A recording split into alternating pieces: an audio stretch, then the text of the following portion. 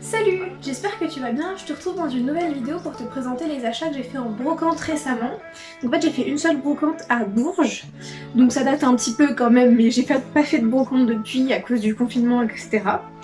Mais c'était une super brocante, j'avais jamais fait autant de trouvailles dans une brocante, surtout qu'elle était petite, parce que j'habite à Bourges. Mais bon, j'aime bien ma ville, elle est sympa, mais bref, commençons tout de suite. Ce que je tiens à dire quand même, c'est qu'il y avait des particuliers qui clairement vidaient leurs armoires et leurs greniers, enfin comme dans un grenier en fait. Et d'autre part, il y avait des gens, je sais pas si c'était leur passion ou si c'était professionnel, je sais pas s'ils gagnaient de l'argent là-dessus, parce que c'était vraiment pas cher ce qu'ils vendaient, mais ça faisait vraiment brocanteur professionnel, genre antiquaire ce qu'il y avait. Mais c'était très bien aussi. La première chose que j'ai acheté, je l'ai acheté à un particulier, ce sont ses chaussures. Alors moi je suis pas très chaussures à talons, mais je les ai essayées, elles étaient confortables. Même s'il y a une belle cambrure, il y a un petit peu de plateforme ici, donc ça va, c'est pas trop haut. Et surtout elles sont très stables. La forme je la trouve super jolie, voilà ce qu'elle donne du haut, c'est un petit peu carré au bout, ce qui est super sympa, enfin elles sont super esthétiquement. Le seul problème c'est que c'est de la mauvaise qualité, donc clairement si je retrouve la même forme avec de la bonne qualité pour pas trop cher, je rachèterai ces chaussures, mais là le problème c'est qu'en fait le simili-cuir s'effrite complètement, en fait il est en train de se décoller à chaque fois que je marche. Et du coup il va partir très vite, donc bientôt il n'y aura plus de revêtement. C'est comme un peu une chaussure vernie qui vient craqueler, sauf que là c'est comme si le vernis s'enlevait en plus. Et on voit que le simili il est très fin. Donc c'est vraiment dommage. Heureusement que je les ai pas payés cher, je les ai payés 2 €. Mais voilà, je les ai portés que quelques fois et je sens qu'elles vont vraiment bientôt ne plus être portables. Enfin en tout cas ne plus être jolies si je continue de les porter et c'est vraiment dommage. Mais ça fait partie du jeu en fait. On a tous des mauvais achats, et moi je fais des mauvais achats qui me coûtent 2 € en brocante. Je trouve que quand même, je prends relativement peu de risques. Ensuite, un stand, donc comme je disais, les stands qui ressemblent à des professionnels. J'ai trouvé un manteau, alors malheureusement il est complètement froissé, parce que je l'ai laissé dans un sac. Parce qu'en fait j'ai fait la brocante il y a très longtemps, et je voulais vous montrer ce que j'ai acheté, mais du coup j'ai laissé ça dans un sac. Et en fait, c'est super génial d'avoir trouvé un manteau clair comme ça. Alors, c'est pas vraiment du beige, c'est pas vraiment du blanc, c'est un blanc cassé, soutenu, un peu écru. Mais il est vraiment vintage. Niveau longueur, il est bien. Il m'arrive pas aux chevilles, mais il est quand même long. C'est ce que j'aime bien en ce moment. La forme du col est super sympa. Il y a un col rond avec un grand rabat, j'adore ça. La qualité de la laine est impeccable, il n'y a aucun trou, aucune tache. C'est vraiment un miracle que ce manteau soit arrivé jusqu'ici. Le seul défaut, c'est que la doublure est dans un piteux état, mais ça, ce n'est pas grave, parce que quand on est bon en couture, on peut très facilement découdre et recoudre une doublure. Donc je me tâte encore à soit changer la doublure complètement avec un autre tissu, soit simplement rafistoler les endroits qui sont abîmés. Je pense que je vais plutôt rafistoler les endroits qui sont abîmés parce qu'il y a des grands pans de doublure qui sont très bien et j'ai pas de doublure aussi jolie à remettre, enfin aussi jolie, elle est simple celle-là, mais de la bonne couleur à remettre par-dessus. Du coup je pense que ce que je vais faire c'est créer du biais avec des chutes de tissu dans une couleur très sobre et venir coudre du biais à la main sur tous les endroits où la doublure est déchirée. Parce qu'en fait elle est déchirée de façon droite à chaque fois, c'est des déchirures en zigzag quoi. Donc je pense que je vais faire ça, en tout cas je le trouve sublime, je vous montrerai à quoi il ressemble porté. Et en fait c'est un excellent plan parce que je l'ai payé 5 €. 5 € c'est un miracle. Généralement 5 €, soit c'est un manteau qui est en pas très bon état, soit c'est un manteau qui est récent et qui est pas vintage comme ça, soit c'est un manteau qui a pas un style chouette. Mais là il a tout pour lui. Je suis en train de me rendre compte qu'il y a des endroits du col qui sont décousus aussi, donc je recoudrai à la main, c'est pas grave. Voilà, vous voyez les deux épaisseurs du col qui se séparent ici. Mais je suis vraiment trop contente. Et même si j'ai pas forcément besoin de manteau parce que j'en ai déjà, je trouve ça super sympa d'avoir des manteaux de différentes couleurs parce que ça fait tout sur une tenue. Surtout en hiver quand on est en mitouflé, c'est parfois difficile de s'habiller de façon chouette. Donc là c'est bien, ça change des manteaux foncés, ça apportera un peu de lumière. Ensuite il y a cette robe que j'adore. Alors je vais la mettre à l'endroit. Je l'ai déjà beaucoup portée cet été parce que même si elle est longue et qu'il y a des manches en fait, même si c'est des manches courtes, On pourrait penser que c'est pas la robe la plus légère. En fait, je travaillais cet été et j'avais besoin de vêtements légers parce qu'on crevait de chaud. Mais il fallait quand même que je sois habillée parce que j'avais de la relation client et du coup je pouvais pas me permettre d'être trop dénudée. Et ben cette robe était géniale parce qu'elle laisse bien passer l'air. Elle est un peu trop grande pour moi mais au final du coup c'est un avantage parce qu'elle laisse encore plus passer l'air. Et surtout ce qui est génial, le détail que j'adore, c'est le col pointu comme ça. J'adore vraiment. Les couleurs, c'est top, parce que j'ai pas beaucoup de vert dans ma garde-robe. Et comme je vous en ai parlé dans mon haul Les Coupons de Saint-Pierre récemment, j'adore les motifs avec des chaînes, des trucs pour chevaux ou des ceintures. Donc là, on est pile poil dedans. Et en fait, elle est très cintrée. Elle part vraiment en A. Elle est très évasée. Donc même si elle est trop grande pour moi, elle est quand même cintrée à la taille. Donc il n'y a pas 10 000 fronces à faire quand on met une ceinture pour serrer à la taille. Ça fait quelques petits plis mais ça fait pas non plus bibendum. Donc vraiment génial. Sur cette robe il n'y a rien à changer, elle est en impeccable état et la petite surprise c'est qu'elle a sa ceinture assortie. Donc vraiment je fais juste une ceinture nouée toute simple et c'est génial. La robe je l'ai achetée chez le même monsieur qui vendait le manteau et je l'ai achetée 2 €. Voilà, 2 € la robe, c'est vraiment super. Alors maintenant je commence à en avoir pas mal dans le style des robes comme ça, donc je vais arrêter d'en acheter à tout va. Mais voilà, celle-là fait partie de mes préférées. Ensuite, on a une autre robe. Alors celle-là, elle est un peu moins bien. Je comptais complètement la déconstruire pour récupérer le tissu. Mais en fait, je me suis rendu compte en l'essayant qu'elle était pas mal à ma taille en fait. Et qu'avec une ceinture à la taille pour resserrer, pour faire des fronces, c'était super mignon. Les grandes poches, c'est super chouette parce qu'à chaque fois je veux en faire mais je le fais pas parce que j'y pense pas. Et j'aime bien aussi la forme de l'empiècement des épaules qui est arrondi ici. Pareil, il est arrondi dans le dos, enfin il y a un empiècement des épaules qui est super sympa. Ça fait un peu petite fille à la campagne, j'aime beaucoup, mais le problème c'est qu'elle est transparente. Donc elle est suffisamment opaque pour pas trop qu'on voit ma poitrine, mais on voit clairement ma culotte quand je la mets. Du coup je vais venir doubler avec une jupe au niveau de la taille. Donc au niveau de la taille je vais venir faire une couture horizontale. Donc on verra juste un trait blanc horizontal au niveau de la taille pour assembler une jupe en dessous. Donc la jupe que je vais mettre en dessous ce sera du coton tout simple blanc aux mêmes dimensions. Ça viendra créer du volume. Ce qui n'est pas pour me déplaire parce que même si j'aime pas trop me grossir, là clairement c'est juste un rectangle. Alors que si je viens serrer à la taille avec une ceinture et créer après du volume aux hanches, ce sera beaucoup plus féminin. Donc ça c'est la première chose à faire. Il faut aussi du coup que je crée des passants de ceinture parce que là sinon la ceinture elle va bouger partout. Donc je vais créer des passants de ceinture comme ça. La ceinture que je mettrai cachera la couture horizontale que je vais faire pour la jupe. Et troisième chose à régler, c'est qu'en fait il y a des boutonnières pour les boutons qui sont arrachés et des boutons qui sont manquants. Donc ça veut dire que quelqu'un qui avait la robe avec les boutons fermés a trop tiré sur l'ouverture. Il va falloir venir réparer ça. Ce que je pense faire c'est aux endroits concernés simplement coudre les deux épaisseurs entre elles. Comme ça la robe ne pourra plus être ouverte sur toute la longueur, mais c'est pas embêtant du moment qu'on arrive à passer la tête. Donc je vais pas coudre tout du long, je vais laisser les boutons comme ils sont pour le haut du chemisier. Et puis tout en bas de la robe pour faire genre j'ai pas mis tous mes boutons, j'en ai laissé quelques-uns ouverts. Mais sinon voilà, je vais pouvoir coudre le côté droit de la robe avec le côté gauche au milieu pour fixer ça et qu'on ne voit plus les boutonnières arrachées. Et c'est tout pour cette robe.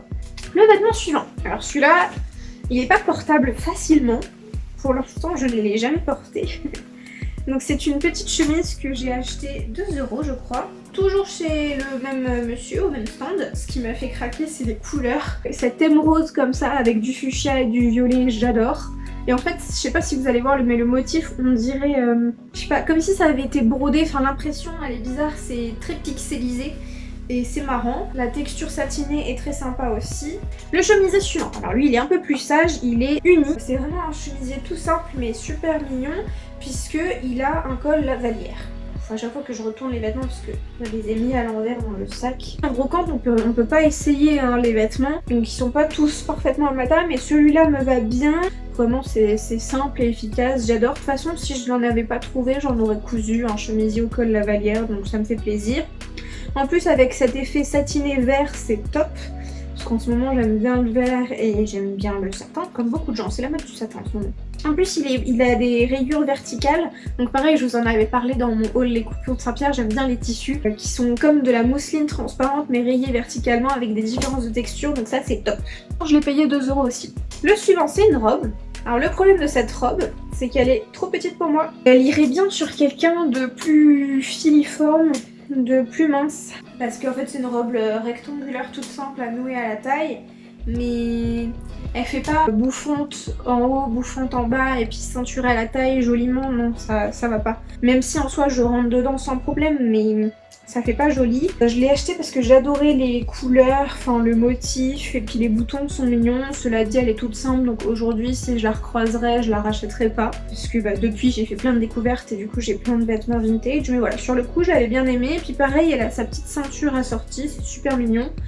Donc voilà, je sais pas ce que je vais en faire pour l'instant, je vais la laisser dans un placard, c'est dommage, mais j'ai pas envie de faire un flip-flip avec parce que la coupe est vraiment très cool comme ça. C'est juste que ça n'est pas adapté à ma morphologie. Donc 2 € aussi, toujours sur le même stand, vraiment une pépite, j'étais trop contente de le trouver ce stand là. Un autre petit chemisier, alors celui-là c'est vraiment un motif rigolo, c'est ça qui m'a plu. Aussi les chemises avec des élastiques en bas. Je trouve ça très laid, mais vu que de toute façon je rentre toutes mes chemises dans mes pantalons, l'élastique est caché dans le pantalon. Rien de spécial à dire dessus, si ce n'est que c'est un chemisier assez rigolo. La matière, je vous en avais déjà parlé dans mon haul et flip des friperies lyonnaises, mais c'est une matière que je retrouve tout le temps dans les friperies et les brocantes, et que j'arrive pas à retrouver aujourd'hui dans les magasins de vêtements actuels ou les magasins de tissus. Et je sais pas, je la trouve très rigolote. Alors clairement, c'est pas des matières naturelles, hein, c'est des matières synthétiques. Mais ça fait un peu vêtements de sport alors que eux, ils portaient ça comme vêtements classiques, quoi. Et c'est pas moche, c'est juste que maintenant je m'y suis habituée, mais je trouve ça marrant, je sais pas du tout quelle matière c'est. Tiens, d'ailleurs, c'est un Damar, la marque. Enfin bref. Voilà, c'est la même matière que la robe précédente et la chemise satinée avec des motifs fuchsia et émeraude. Et je sais pas si vous avez une réponse, juste par curiosité, c'est quoi le nom de cette matière. Et le dernier vêtement de ce stand, c'est ce petit pull jaune. Alors vraiment, il a rien d'original, hein. C'est un pull tout simple. Je pense qu'il est en acrylique, je pense pas qu'il soit en laine.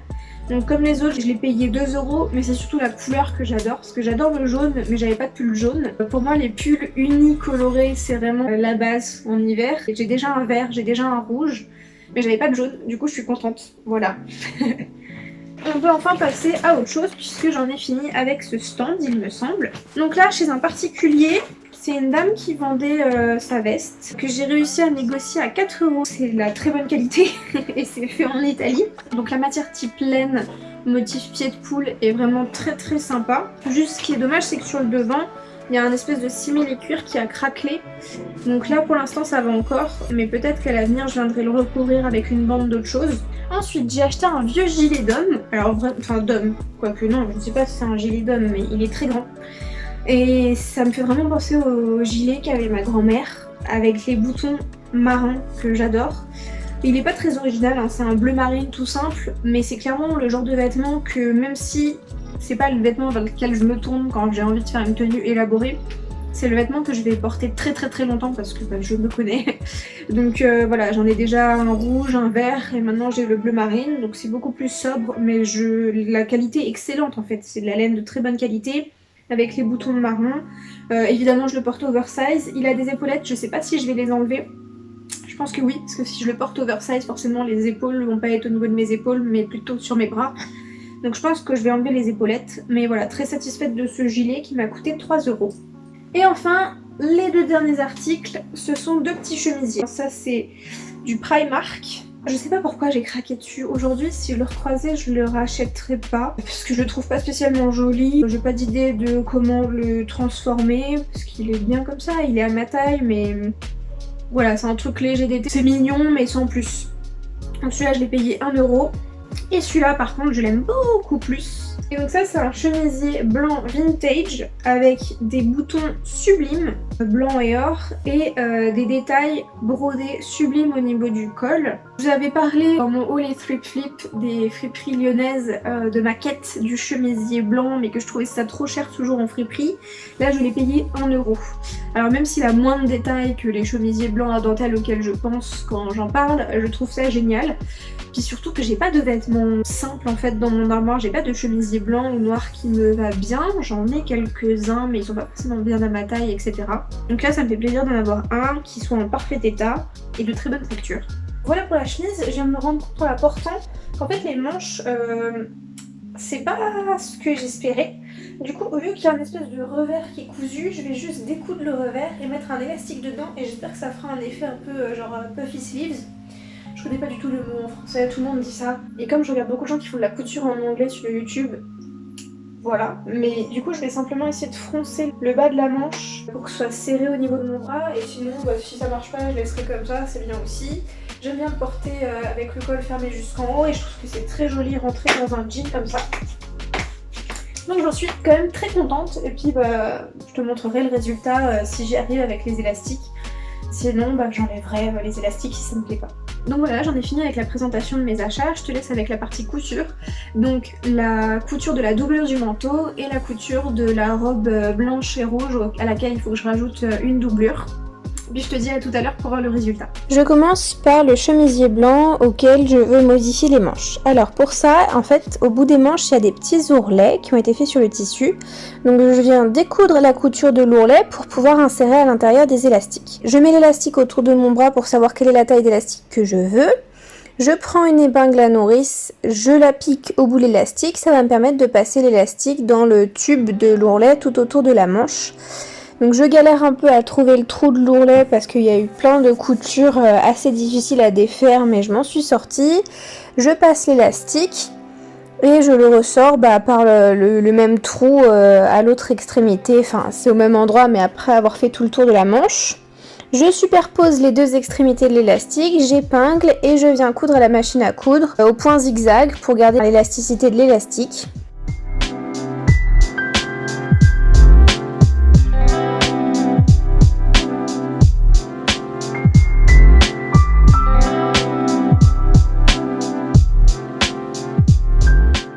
Je vérifie que ma couture est solide et il faut que je referme le trou de l'ourlet. Donc pour ça, je vais venir épingler le tissu, coudre au point droit, donc l'ourlet qui était là avant que je le découse.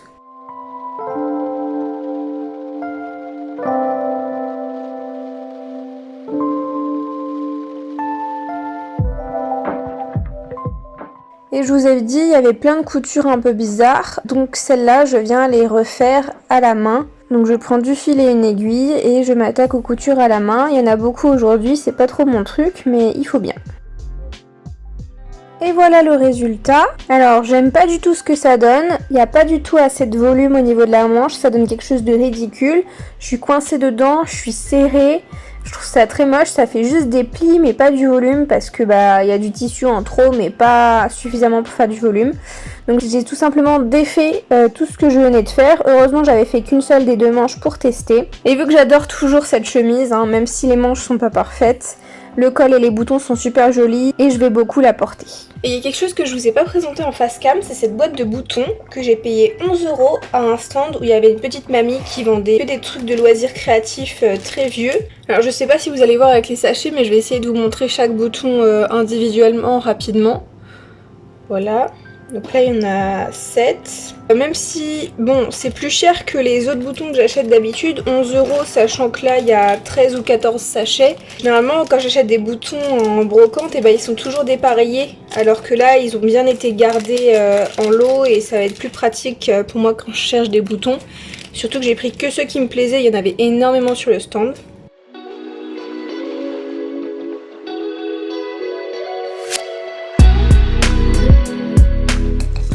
Et même si c'est des boutons assez simples, je trouve qu'ils sont quand même visuellement très vintage. Ils sont vintage de toute façon, mais même s'ils ont rien de très très original, je pense qu'ils ont quelque chose qu'on ne retrouve pas en magasin actuellement.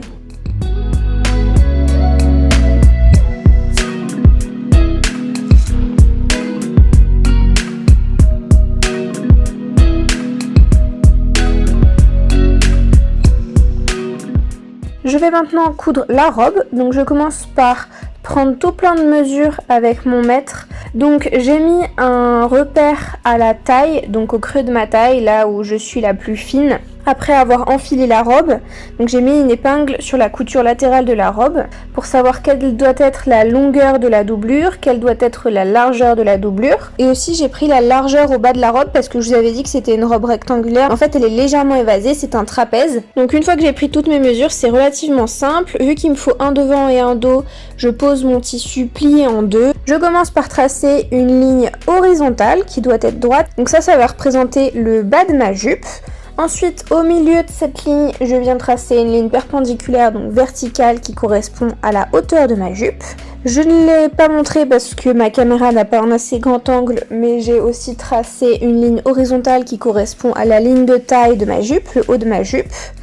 Donc évidemment le haut de la jupe est un peu plus étroit que le bas de la jupe vu que la jupe est évasée. Et ensuite je relie les points inférieurs et supérieurs en diagonale. Et c'est un peu galère de tracer toutes ces lignes avec une toute petite équerre.